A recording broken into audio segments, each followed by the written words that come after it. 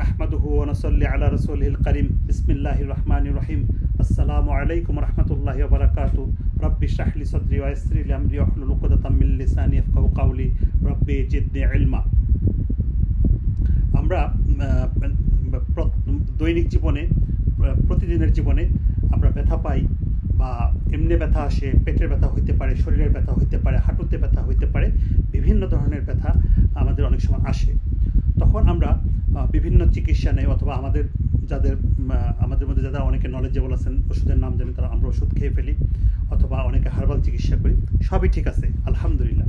কিন্তু আমাদের সবার আগে আল্লাহর কাছে শরণাপন্ন হওয়া দরকার, যে আল্লাহকে বলা যে আল্লাহ আমার শরীরটা অসুস্থ হয়েছে, আমি আপনার কাছে আশ্রয় প্রার্থনা চাই।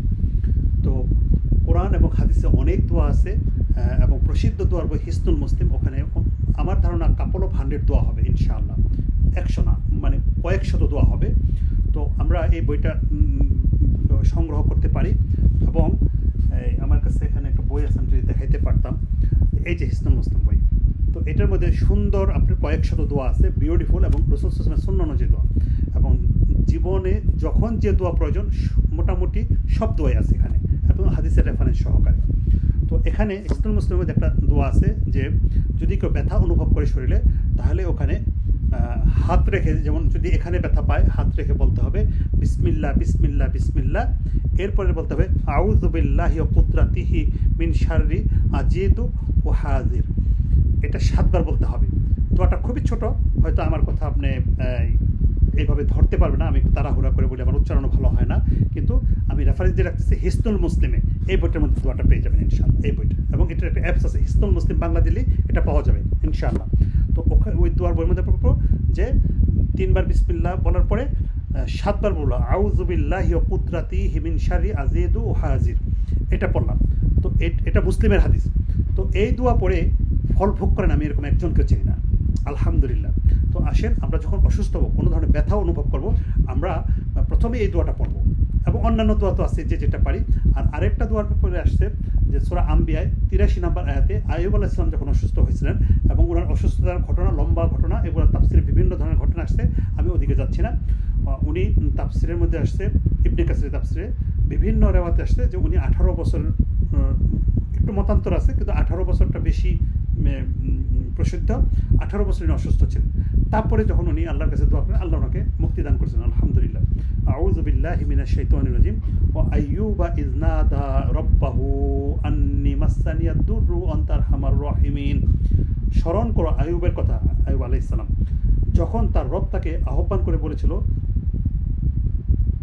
যখন সে তার রবকে আহ্বান করে বলেছিল আমি দুঃখ কষ্ট পতিত হয়েছি আর আপনি সর্বশ্রেষ্ঠ দয়ালু। সুবহানাল্লাহ, কি সুন্দর দোয়া, যে রব্বাহু আন্নী মাসসানিয়াদ দুররু ওয়া আনতা আরহামার রাহিমিন, যে আল্লাহকে ডাকতেছিলেন যে আমি দুঃখ কষ্ট পতিত হয়েছি আর আপনি সর্বশ্রেষ্ঠ দয়ালু। এর পরের আয়াত দেখেন কি সুন্দর কথা বলছে, আল্লাহ বলতেছে তখন আমি তার ডাকে সাড়া দিলাম, যে ফাস্তাজাবনা লাহা ফাকাশাফনা, এবং তাকে দূর করে দিলাম, তার দুঃখ কষ্ট সব দূর করে দিলাম এবং তার পরিবার পরিজনকে দিয়ে দিলাম, আর তাদের সাথে তাদের মতো আরও দিলাম আমার পক্ষ থেকে রহমত স্বরূপ এবং ইবাদতকারীদের জন্য উপদেশ স্বরূপ। আল্লাহ বলছে এটা আমাদের জন্য উপদেশ। তাহলে আমরা যখন কোনো শারীরিক কষ্টে পড়ে যাব, আমরা এই দোয়াটা পড়তে পারি। দোয়াটা খুবই ছোট, যে কি রব্বাহু আন্নী মাসসানিয়াদ দুররু ওয়া আনতা আরহামার রাহিমিন। সুবহানাল্লাহ। তাহলে আসেন আমরা এই দোয়াগুলি পড়ি এবং আমরা সুস্থ থাকার চেষ্টা করি, এবং সুস্থ থাকলে আমাদের জন্য এর জন্য দরকার যে আল্লাহর ইবাদত করতে পারবো সুস্থ শরীরে। আলহামদুলিল্লাহ, আমাদের হাঁটা চলা, আমাদের দৈনন্দিন জীবন খুবই সুন্দর হবে, খুবই আনন্দের হবে ইনশাআল্লাহ। তো আসেন আমরা আল্লাহর কাছে সব কিছুর জন্য সারেন্ডার করি, এবং দৈনন্দিন জীবনে যখনই আমরা অসুস্থ হব আমরা এই দোয়াটা পড়বো, কি বিসমিল্লাহ বিসমিল্লাহ বিসমিল্লাহ আউযু বিল্লাহি ওয়া কুদরাতিহি মিন শাররি আজিদু ওয়া হাজির 7 বার। আর এখানে সূরা আম্বিয়ায় 83 নম্বর আয়াতে বলতেছেন আল্লাহ সুবহানাহু ওয়া তাআলা রব্বাহু আন্নী মাসসানিয়াদ দুররু ওয়া আনতা আরহামার রাহিমিন। আসেন আমরা দোয়া করি, সুস্থ থাকি এবং শক্ত ঈমানদার হই, এবং অত্যন্ত একাগ্র চিত্তে সুস্থ শরীরে আল্লাহকে সুজুদ দিই, আল্লাহর ইবাদত করি। সুবহানাকা বিহামদিকা আশহাদু আল্লা ইলাহা ইল্লা আনতা আস্তাগফিরুকা ওয়া আতুবু ইলাইক। আসসালামু আলাইকুম ওয়া রাহমাতুল্লাহি ওয়া বারাকাতুহু।